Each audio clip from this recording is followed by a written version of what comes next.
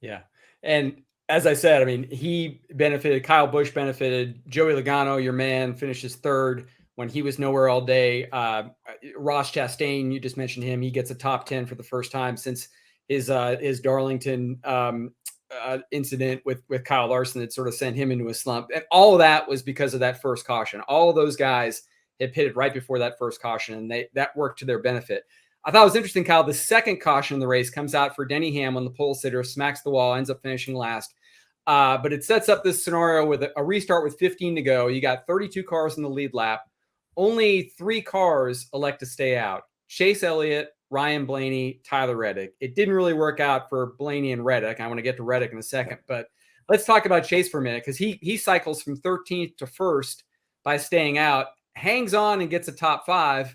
But sort of interesting that this isn't the Chase Elliott of old when it comes to road courses, and really maybe hasn't been since the next gen came in last year. I mean, it seems like he's still good, but I don't know if we'd say he's best road course racer in the Cup Series bar none, like we would have said a few years ago. No, I don't believe that he is, and that's just my opinion. Is we have, if we go back a couple of years before this car. He was the guy, man. He was the guy everywhere you went. You go to the Roval, you go to Watkins Glen, you go to Sonoma. I don't care, man. You put Chase Elliott in that older car, and he just got it done. I don't know what they did or how he drove or what his secret was, but he just got it done. He's not gotten it done in this car. If I go back to last year and just take all of his road course finishes, he basically averaged the 9th or 10th place finish last year. If you go to the season before that, he was averaging a 1st or 2nd place finish, probably. I don't know that to be fact, but he was winning races and doing all that stuff. And what I found fascinating today was they hovered. He and Kyle Larson hovered there, 7th, 8th, 9th, 10th, 11th, right in that range.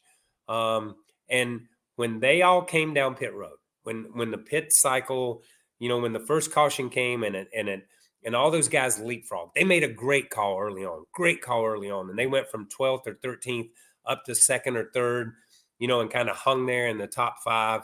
And I thought that was a great call by the Hendrick organization to get them in the race and move them forward and get them some track position. And I thought, okay, now we're going to see Larson and Chase they're going to battle these Toyotas. They're going to make something happen. And it just never materialized. And eventually they found their way back to where they were originally. And I found it interesting when they came down pit road or when they started that last lap there and everybody peeled off except Chase Elliott.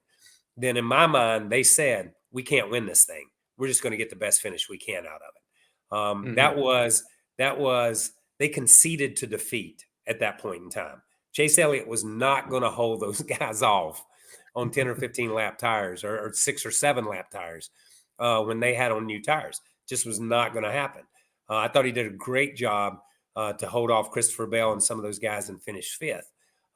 But at the same time, this is not the same Hendrick organization, the same Hendrick road course organization that we've seen before this car. And maybe they'll learn something in Le Mans this weekend that'll help them on the road course when we head back. That might have been the fastest Hendrick road course.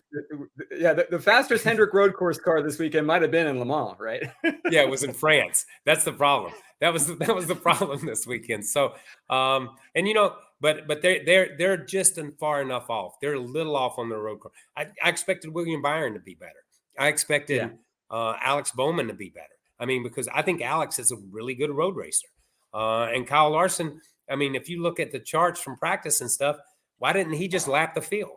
Yeah, when you start looking at stuff, he got his worst laps were his qualifying laps. So, but it just never materialized in the race. And Chase just has not materialized in this car in a cup race yet, on a road course yet.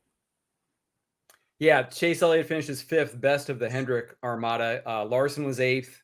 Byron 14th, like you mentioned. Bowman 15th. Larson was so good in practice that it was certainly a surprise that he didn't make the final round of qualifying. Yeah. But I still thought, surely he showed enough speed in practice. He's motivated because the Xfinity race got away from him Saturday. I think he felt like that was one he should have won as well. And then, Yep. yeah, just it wasn't really there. Yeah. Yeah. And the thing is, I think this suspension has changed the way they have to look at these next races, and these next 10 races, because they are not going to point their way in. I don't see that happening. They have to win a race. They have to win somewhere. And I'm not sure.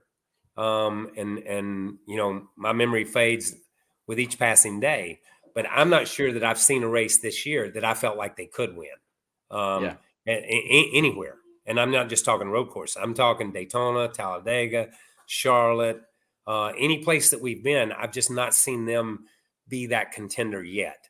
There's been some bright spots. There's been some bright moments. There have been. I'm not going to say that, but they have a steep incline in a 10 race season to get one win to move themselves into the playoffs. And that's a lot to ask at this point in time. Well, you talked about like how, the off week kind of maybe comes at a bad time for some guys, guys who have momentum. I wonder if it also comes at a bad time for Chase Elliott, because he talked about this in this video he did after Gateway that he kind of made for his fans to say, hey, I'm back. And he said that, it's been such a choppy year for him, or I think he's missed 7 races, 6 races because of the snowboard accident, another race because of the suspension for crashing Hamlin. And he talked about like how he just doesn't really have the rhythm. So now he gets, this 5th in this road course race, but now he's off for another race. And, of course, now the 20 race sprint to the finish that NASCAR and NBC will have starting at Nashville. But you've dealt with this before. Like when you miss races because of an injury, and then you come back, like I know that you had the crash where you hurt your leg and missed several races because of that. Like, is it difficult? Is it more difficult for Chase where suddenly, like, not only did he miss 6 races because of the injury, but now he's got this weird stop, start, but between the Gateway suspension, the off week, does that add another layer to it? Yes, it does. There's 2 things that happen. And I believe because there's a thing, and you'll hear athletes talk about it no matter what, whether it's NBA, NFL, Major League Baseball, golf, you hear them talk about it. And you can be in the best physical shape that you've been in your whole life. And you can be in the best mental shape that you've been in your whole life. But are you in playing shape? Because that's a different type of shape. Understanding the ebb and flow of what a season is, understanding the ebb and flow of how one game rolls into another game, how one race rolls into another race, how momentum builds or how momentum stops, and you've got to kick it off and go again. And riding that roller coaster through a year is part of the cycle of what a season is. When you start it and then have to stop and get off the roller coaster, and then you get to ride 100 yards and then you got to get off for another week, that's tough. That is tough. Yeah. And when you miss races, you always walk into the garage area thinking you're behind. Always. That guy's run 10 more races this year than I have. That guy's run 12 more races. I'm just playing catch up this year. So it's a mental thing. And it was with me. I'll say that. I always felt like that season that I was, 4 months behind, because that's basically how much I set out from May to September. I was basically 3 or 4 months behind the rest of the guys. And I always felt like I was playing catch up, catch up on gossip, catch up on what's going on in the garage, catch up on everything. You know what I mean? You were just behind because they'd almost be in a conversation. You're like, I don't remember that. Oh yeah. I was sitting on my butt at home watching it on TV. I don't remember it, that kind of thing. So I think there's 2 aspects of it. And you've got to get into that flow. And that's why I said it is a steep incline that he has to overcome, a steep hill here that he has to overcome, because he's got to get into a rhythm and win a race and make something happen in 10 races, where everyone else has looked at 26 races. And basically because of this last suspension, it's put him in a 10 race season. Hi, I'm Parker Kligerman. For more access like this from Pit Road, be sure to click and subscribe to the Motorsports on NBC YouTube channel.